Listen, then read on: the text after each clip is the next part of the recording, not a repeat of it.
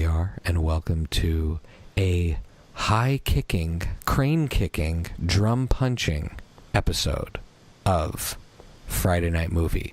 We're a little disjointed this week because of schedules, so right now I'm joined by my sister Lily for an episode where we will, among many, where we are going to go deep into Cobra Kai. Lily, how are you? I am good. Okay. I'm excited to talk about this. Okay, so we are going to we're going to talk 3 episodes in at this point. I have seen more, and I also have some incredible stories to tell from Awesome Con. Is it weird, though? I just had this thought, while I was watching it the other day. I'm so grateful for the show. It makes me so happy. But, had those 3 actors gotten much more famous, we would never have this show.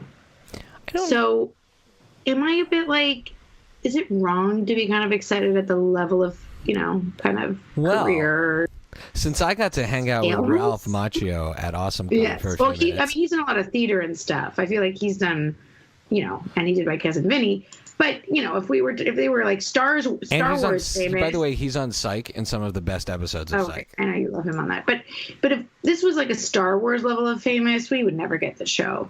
And I kind of appreciate that it's still kind of underground that they were able to do a sequel, or a follow-up. So as opposed to just a stupid remake. I won't bury the lead, but I did have the opportunity at Awesome Con to meet Ralph Macchio, Billy Zabka, and Martin Kove, who plays the Sensei John Kreese. And each one of them, by the way, were absolutely wonderful.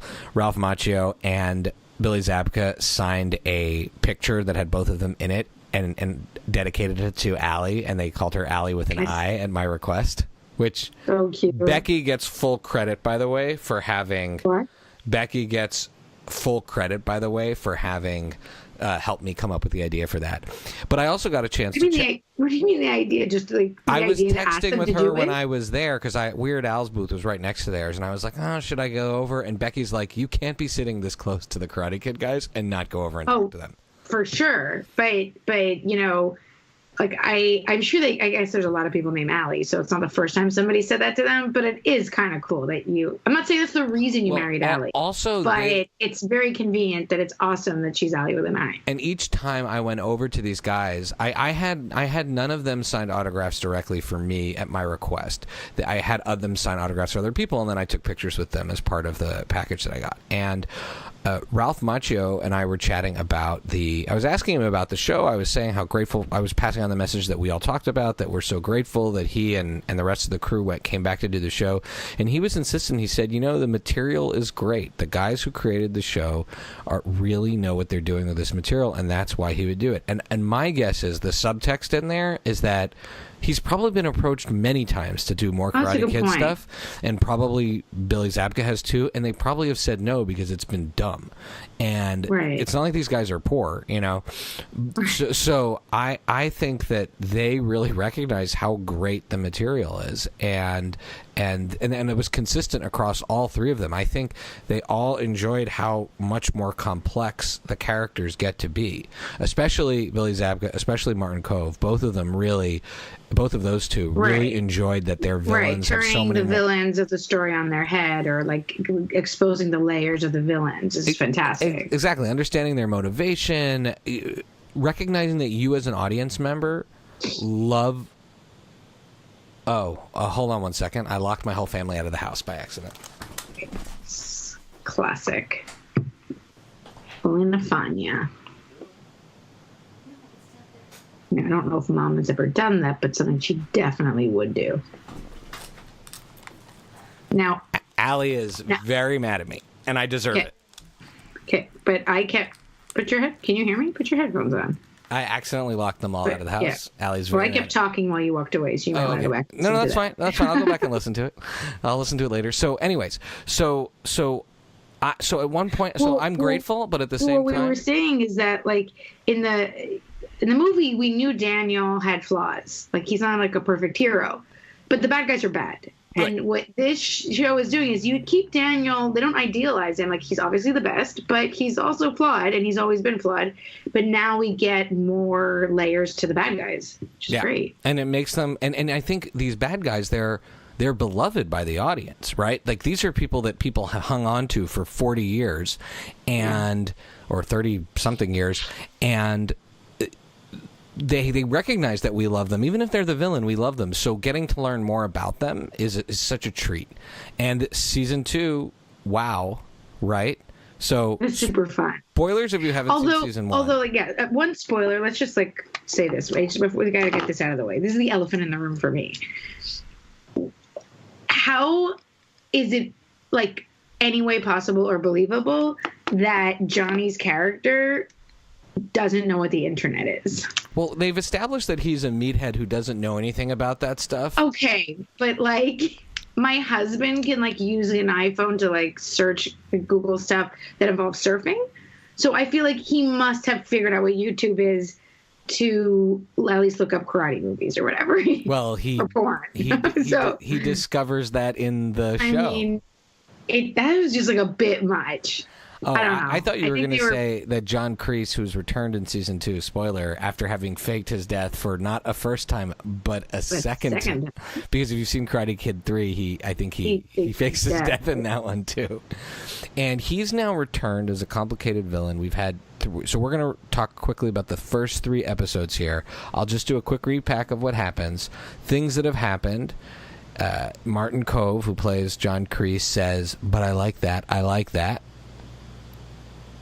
In his famous his famous little catchphrase, which is great. He resituates in the catchphrase. He orders corned beef hash, which is also great. These are not plot points. No, I know, these but are just weird things that you liked. Yeah. Nobody's paying attention to the fact that he's ordering corned beef hash. I was, except you. I was like, oh my goodness. You're like, great breakfast choice. And he probably ordered that because he's kosher for Passover. But we'll get to that too. We'll get to that in a second. Mom, but yeah, exactly. It was so. But most importantly is that we see that Johnny is tough on his team. He's not the perfect parent, the perfect leader. He sends them some weird messages, but he in fact chastises them for playing dirty in the finals, and he wants them to win by beating their enemies at their strongest. And so that is a really, I think, great moment. I think another great moment is Keith from Kingdom. And I feel like they're wasting his talents. He is so fantastic as a character actor that just having him order funnel cake at a fair is not good enough for me. Well, no super spoilers, but he joins the dojo eventually. I saw him join the dojo, so I'm just hoping that there's more Keith, because that guy deserves an Oscar. I love that guy. So far, he's comic relief, but I'd love to see him do. He's from Kingdom, and he does a phenomenal job in Kingdom. So one of the great moments now going on to episode 2, where they give us a little bit more about Daniel's side of things is the further fleshing out of the role of his wife Amanda.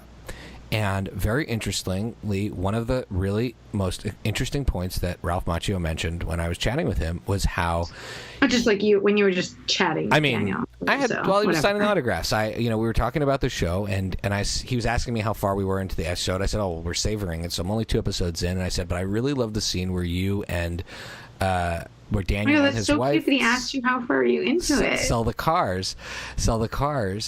And that's like me and Cosette working together. It's adorable. That's exactly. I said, I really think it's terrific that you guys gave her more depth. And he said to me, yeah, that was something that I really wanted to see in the next season, was to see that character have a stronger role and have more depth, because Daniel's love interests are, and I'm going to extrapolate, but it's sort of the nature of what we talked about, which is Daniel's love interests are important to people. How long did you talk to him? There's a lot. That's why I'm extrapolating a little bit here. But he said to that point, because essentially what he said to me is that you've got to explain why Daniel is with this person. And I kind of said back to him, if he's not going to be with Allie with an I, right? There's got to be. Why is he with this lady? Why is she so special? He alludes to his many romances when he talks to his daughter about that, and he has his first Jersey girlfriend, and then he alludes to that's a story for another time, why he doesn't end up with his first California girlfriend. And my question is, did you ask him, could you not get Elizabeth Shue, or what? What's the deal with that? Maybe she'll come back. You didn't mention maybe that. She's the one. Maybe she's the one who brings them back together in the end. Oh, that'd be amazing. But I think they're not elaborating on her story, whatever happened to her, because they're leaving room for like figuring out if they can get her. That's my theory. In any event, Billy Zabka, Martin Kove, terrific. And what I'll also say is terrific in person. Billy Zabka was very funny and very nice, and he took a picture, and then he was very kind. He chatted with Allie the next day because I brought her back, and she went over and she says, "Look, I'm Allie with an eye," and he's like, "Oh yeah, I remember you." But the real amazing moment was Martin Kove, who plays John Kreese, the guy who brought us No Mercy, the guy who brought us Sweep the Leg. What do you think, or what were your expectations before you heard my story when we talked before the show? I didn't know you met him, so I was shocked when you did, and my immediate thing is like, oh my god, I'd want to like meet him, say nothing, and like shake his hand and just be terrified and walk away. Like, oh my god, I met Sensei. So he seems like a very scary dude. So one thing, first of all, they all look amazing. Like when we met them in person, they look as good as they do on the show. It's not like they've clearly taken care of themselves, all of them. But Martin Kove. Yeah, so one thing I try not to do when I meet someone famous is like say their catchphrase at him. So I didn't go up to him and go like "No mercy" or anything. I mean, yeah, I wonder how many people have gone up to Johnny and been just like, "Get him a body bag," even though that's not his line, but it's said at him, kind of. Yeah. Well, it's just such a famous line from the movie, Exactly. We didn't say. And the thousands of people have gone to Ralph Macchio and been like, "Wax on." Exactly. And he's very nice. He signs it on the paper, but like I didn't say that to him or ask him to do it, right? So please. I went up to the sensei and I expressed my gratitude, and I said, "Could you please sign this picture for my brother-in-law Jose? He's a sensei." So he wrote this beautiful note to Jose that said, "From one Hollywood sensei to a real sensei."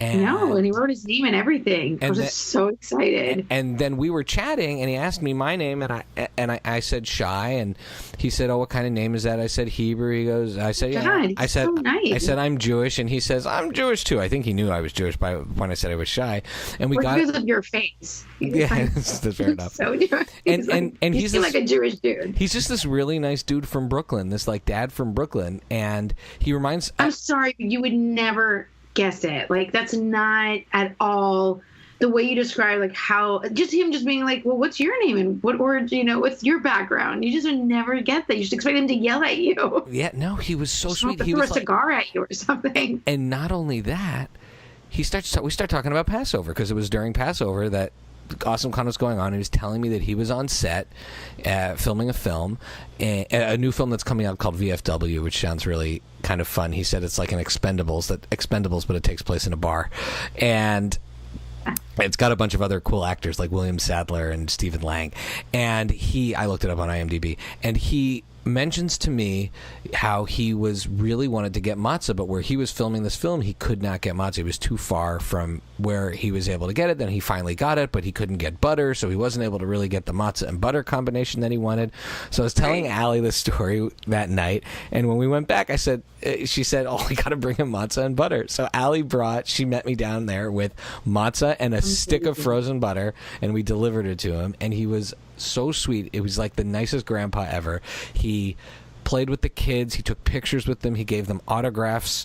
But isn't there like a line of people waiting behind you? Yeah, but the lady behind us was Jewish, and she thought it was so cute. She was like, "My bubby would love that you did this." And so but also everybody's like, "Wait, he's Jewish? That's crazy." Yeah, and then he took a picture with us with the matzah, and he was just super kind. And the kids said that he reminded them of our dad. My kids said, I said, "Who does he remind you?" They said, "He reminds us of Papa," which is great because Dad's from Brooklyn. So Martin Kove, truly one of the most wonderful mensches of all time. Nothing like the real sensei, John Kreese. Imagine somebody telling you this when you were watching this movie as a kid. First of all, it would have ruined the movie. So I'm glad we didn't find this out till we're older, that he's actually super nice.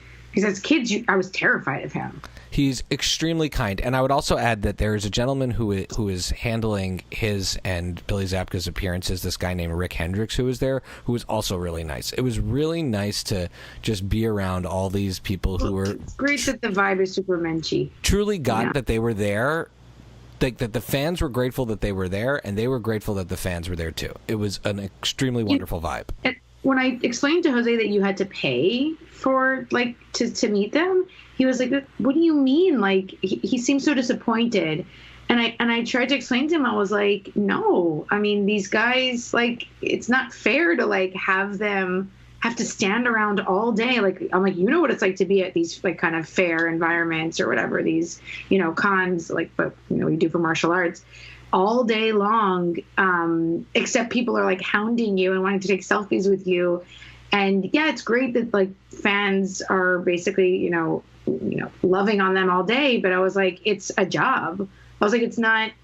Yeah. I mean, I think it's perfectly fair that it's not like they want to charge for the picture, but they're charging for their time. And, I was like, I don't find it. I think he was like surprised. First of all, I don't think he understood. He didn't know how it worked. And second, he was like maybe a bit disappointed. Like it took away the magic of it. And I was like, yeah, but they still need to make a living. Like they're people. They need to make a living. And at the autograph tables in particular, which can be a little bit chaotic, they are extremely generous. They're extremely generous with their time. Like they look at all the information. I mean, I wasn't like interviewing them as much as just chatting with them. And But no, we were just having a real conversation, right. And it was really nice. And they weren't like, it wasn't like a book signing and then like get out next. Exactly. And you want to paying for that. You don't want to take up too much time because there's other people coming. But they were just wonderful. And I think the paying for the experience. Look, you can always quibble about how much it costs, but in the end of the day, these guys are being paid for their time to show up there. There's a massive Comic-Con that is tons of people are selling things and making money at. But what do they have to do? And also, I have to also say that like, if everybody who's going up and meeting these guys was virtuous, then I would say okay. But there's also a lot of people that go to this things to basically rude and like, or just go to get a bunch of things signed that they turn around and sell on eBay like 5 minutes later. And so I that's think, a good point. I didn't think about that. I think you really have to be fair. And I think when they know you're a real fan, and I think when you ask for something to be personalized as opposed to just, hey, can you sign this? Then they know you're a real fan because you want it for you. Like, or I want it for my brother-in-law, or I want it for my wife. And then they kind of let their guard down. I bet you not that many people come up to him though and be like, so my brother-in-law's a sensei. I bet that doesn't happen every day. Yeah. So anyways, it was terrific. I fully support spending money to meet these folks. I think that is part of the fun of doing this, and it's part of supporting them in their careers. I mean, maybe they don't need the money, maybe they need the money. It's not really for me to judge, but it's part of the deal when you do these things.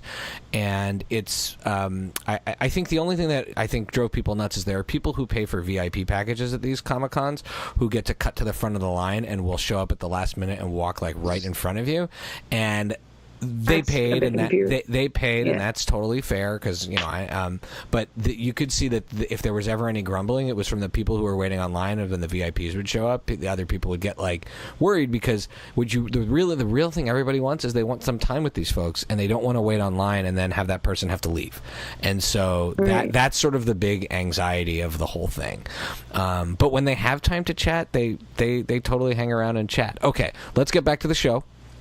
I want to quickly end our bit on episode 3, Fire and Ice, where Daniel is there's so much insanity about that episode because, like, we've done we've done martial arts exhibitions at these kinds of events, like, and so you just me and Jose sitting on a couch watching. Like one of my greatest joys in this world is watching the show with him. Like, honestly. The scene when they're also training on the balance board, in the water, the Miyagi-Do, Daniel's kid and Robbie, and stuff like that, and just watching with Jose is so funny.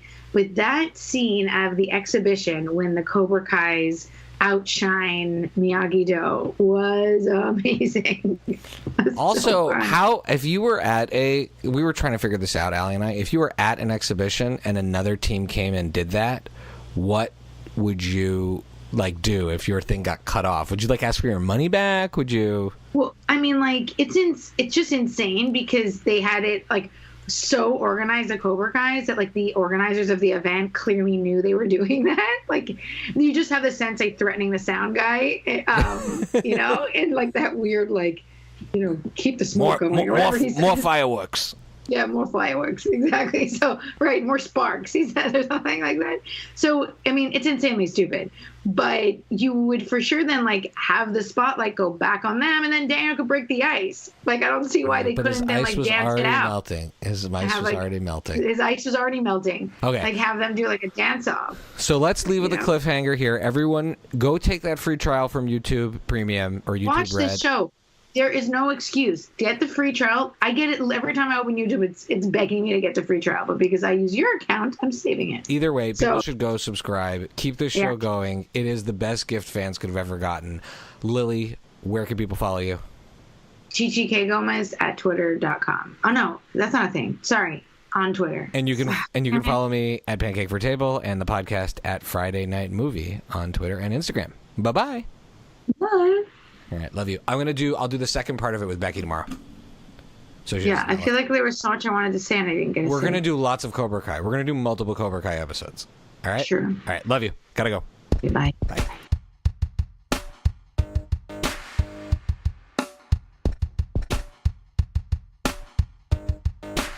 Here we are in our second half of our Cobra Kai special mini episode, this one with Becky. As always, we are committed to giving you all three opinions whenever we can.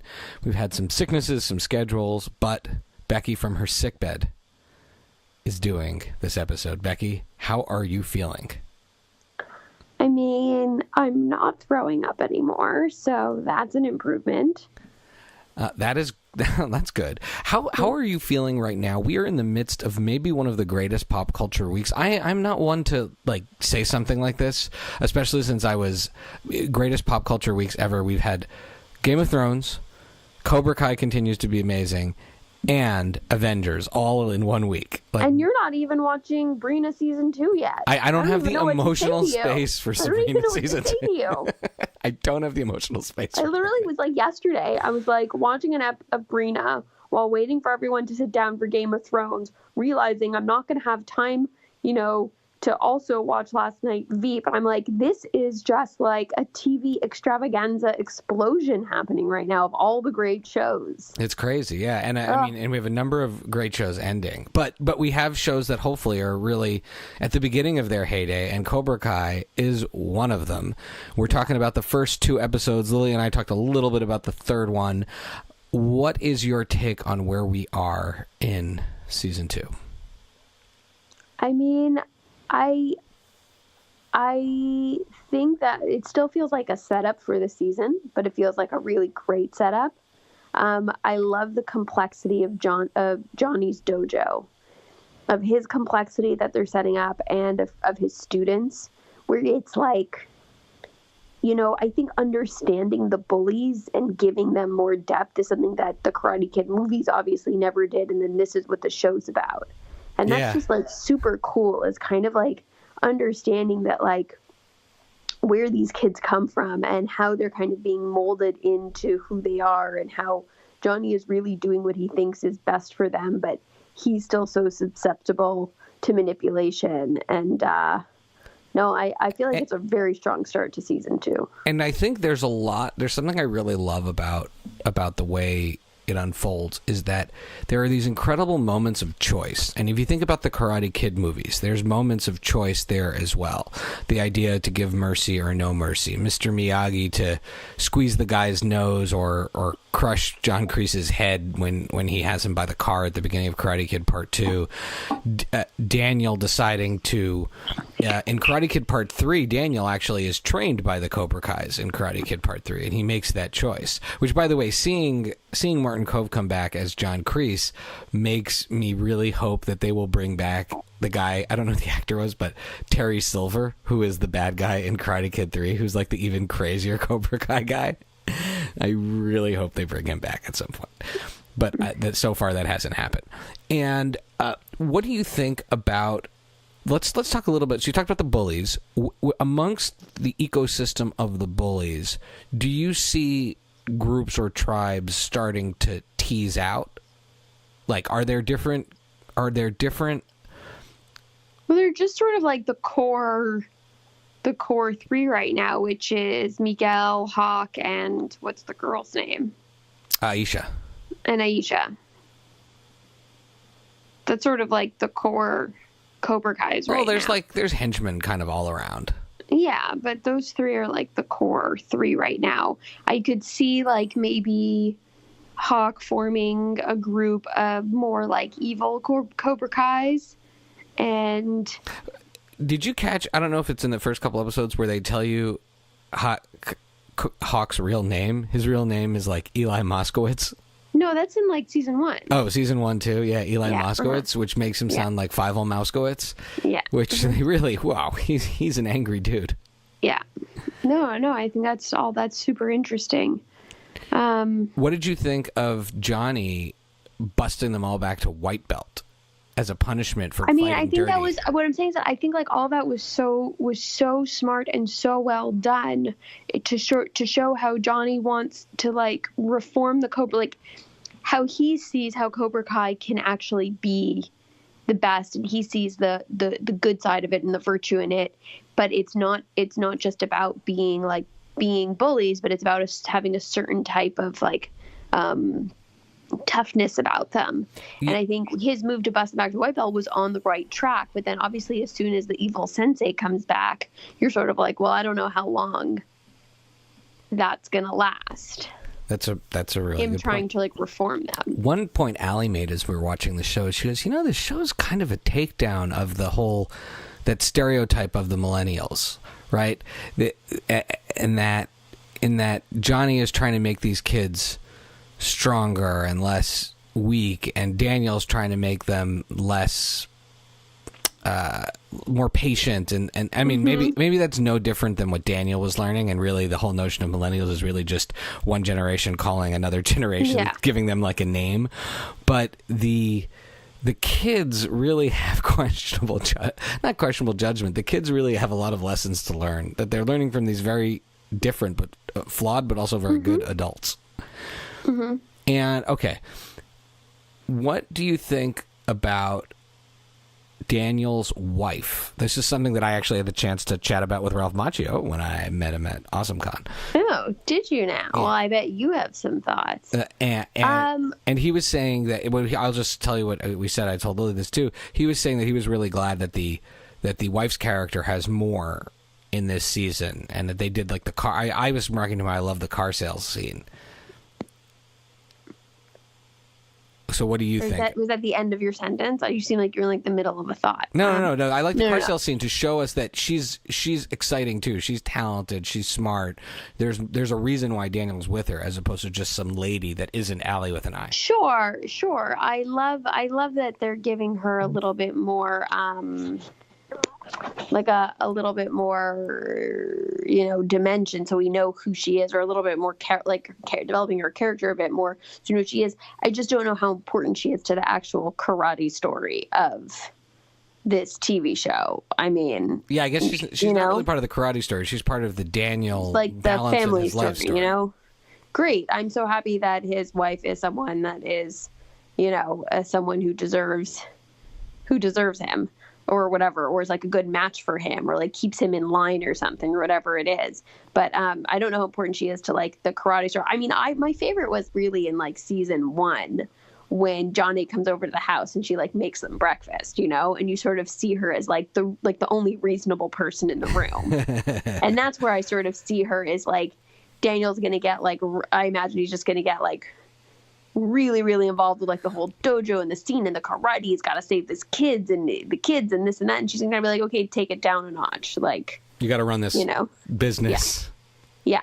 I absolutely love like one of my favorite things about, I think it was episode 2. It must have been episode 2 when Robbie and what's the daughter's name? Samantha. Robbie and Samantha are like learning the balancing thing on the wheel. Yeah. And I thought what was really cool is that, Daniel's story is so much about learning all these tricks, the wax on, wax off, but it's all these like individual tasks. And where I feel like they're making it different is by having him train the 2 students together and by like upping the game that way. And I think that's just a really interesting dynamic. I love the kids. I think for me, as wonderful it is to see like Daniel and Johnny and all like the old characters and how they play out and how they've evolved, I think so much of the show is anchored by these kids. They're great actors, they're such good characters, and I think like, you know, episodes 1 and 2 are just setting up for the fact that like there's going to be even better stories to tell about this next generation. The kids are a huge part of giving this a reason beyond two old farts fighting out their old beefs. Yeah. They kind of give them the opportunity to correct their mistakes on this. Right. Now, one of our fan favorite character actors, appears at the end of episode 1. Keith, I have to say the actor's name. I don't know if you know the actor's name. Keith from Kingdom. Who is amazing. Oh yeah, he's in like the Home Depot Keith from Kingdom. Yeah, I think that so he's great, and I think like he's been a little too jokey this season, like considering how good of an actor he is. Oh, does he appear in more episodes? Oh yeah. He pops up a bunch of times, not in a major role, but he pops up a bunch of times, and. As I see the character unfold, I realize there's the side of him that was Keith, that was a simple but somewhat Paul Walter Hauser, amazing actor, never going to forget it going forward. Paul Walter Hauser, he can play sweet and innocent and sort of naively loving, but at the same time kind of dangerous, like a little bit crazy, like the role he played in I, Tonya. And well, that was super crazy. And I feel like that could be a little bit of where this character is going. Like a little bit that he's not useless. And so yeah, so that's kind of a cool thing for us. All right, what are your predictions for Zabka and Martin Kove for Johnny Lawrence and his sensei? Does Johnny go to the dark side? Do they end up in their own conflict? I think he's going to be pulled to the dark side, you know, like, but unknowingly, like little by, like he's going to think he's doing right by the kids, but then unknowingly doing these things that are actually leading the kids down the dark path more and more and more so until he reaches his breaking point. And I really just want to see him team up with Daniel against the evil sensei. Yeah, but... you want to see two 40-year-olds beat up like a 65-year-old man? I mean like not them. I mean like their gyms. I think like a cool path this could go down is if rather than it being Cobra Kai versus Miyagi, if Daniel and Johnny found a way to bring Cobra Kai and Miyagi together in some sort of like, you know, I don't know, better harmony. So I would say... Or do they always have to be rivaling each other, the two schools of thought? That's what I'm starting to think, because I overheard when I was waiting online to meet Ralph Macchio, I was listening to the people chatting in Billy Zabka's line, and someone asked him if you know, he could ever see Johnny, you know, putting on the Miyagi-Do thing. Now, none of us had seen the rest of the season yet at that point. I'd only seen 2 episodes. I don't think this guy had seen the episodes. And he said, nah, never going to happen. Not badass enough. And to me, I don't know, he may not know the future or not, but that's him, like, channeling Johnny Lawrence. And I think to a certain degree, I think you're on track there, which is that his version of Cobra Kai is a balance to Miyagi-Do, but they're not necessarily inherently in conflict with each other. They just might be different ways of doing something. Right. Oh, very interesting. All right, if you could bring back one character from the original series, I said I want to see Terry Silver, the villain, the like almost cartoonish villain from the maligned Third Karate Kid, which I'm mildly obsessed with. Who would you like to see come back that is not Allie with an eye, and of course not Mr. Miyagi? What happened? What happened to the kid that says, "Get him a body bag"? Whatever happened to him? What did he grow up to be? Well, he's still in the valley. You know, I guess we'll just have to pray and hope. I mean, truthfully, Shai, there aren't that many characters in these movies. There's like 4 of them. Daniel's mom. I mean, I don't know what to tell you. There aren't that many characters. All right, Becky Beck, thank you for doing this from your sickbed. This has been a Cobra Kai special episode. We will, after we watch a few more episodes, we'll do another Cobra Kai special. And we're just going to try to do a lot of Friday Night Movie in the next little while because there is too much good stuff happening right now. There's too much good stuff. We can't even like process what's happening on Game of Thrones. I have to do a whole rewatch. Exactly. Because it's just too much. Yeah, and we're leading up to All-Star Comic-Con too, so it's more than a great opportunity to talk about great content. All right, Becky Beck, where can people follow you? At Paper BK Princess. Becky's yawning. She's nodding off. That wasn't a funny voice. That wasn't like a funny voice she was doing. She wasn't. I'm sorry. I'm very. I truly have been in bed with a bucket next to the side of the bed for 2 days. I am. Yeah. Well, I'm resting. I'm recovering. Well, feel better. I love you. People can follow me at Pancake for Table on Instagram and Twitter. You can follow Friday Night Movie at Fry Night Movie on Twitter and Instagram. And that's what we got for you today. Have a wonderful day as the music from What Does It Eat takes us out. Bye. Becky nods off. Bye. As I nod off to the music. Bye. Love you.